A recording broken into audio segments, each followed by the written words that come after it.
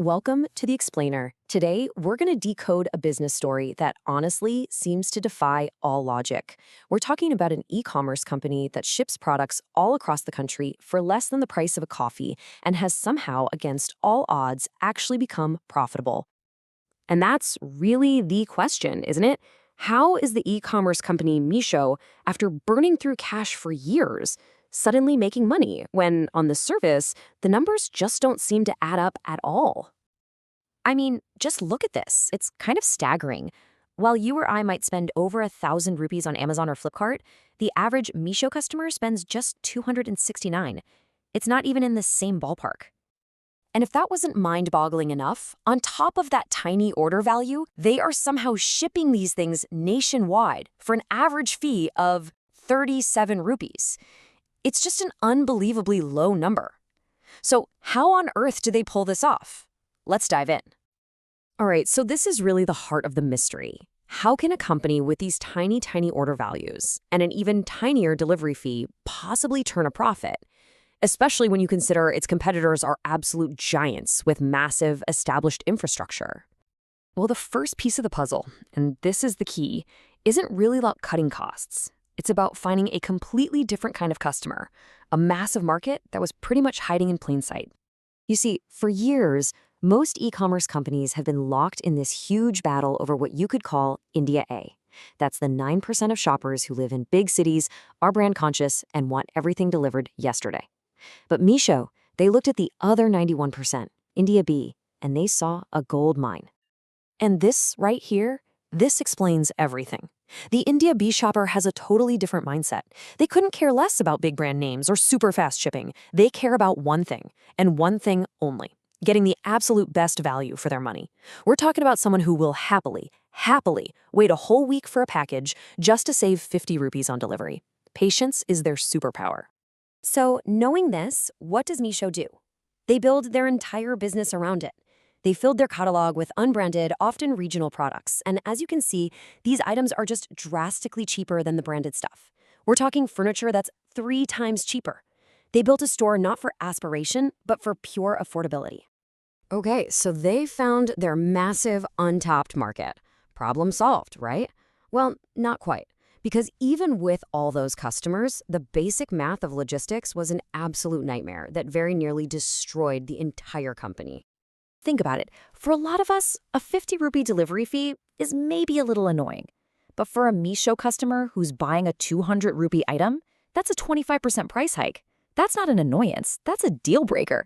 They're just going to abandon the cart. End of story. And this number, wow, this is just staggering. Just a year ago, logistics were eating up 84% of their revenue. For every 100 rupees they brought in, 84 went right back out the door just for shipping. That's completely unsustainable. So how did they fix this cash-burning crisis? They didn't just go out and find a slightly cheaper courier. Nope. They built a hidden superpower from scratch, an entirely new system called Valmo. The whole breakthrough, the big aha moment, came from this one simple but really powerful insight. Meesho realized that the biggest waste of money in logistics wasn't fuel or trucks, it was paying to move empty space. And where do you find the most air being transported? Well, look at this.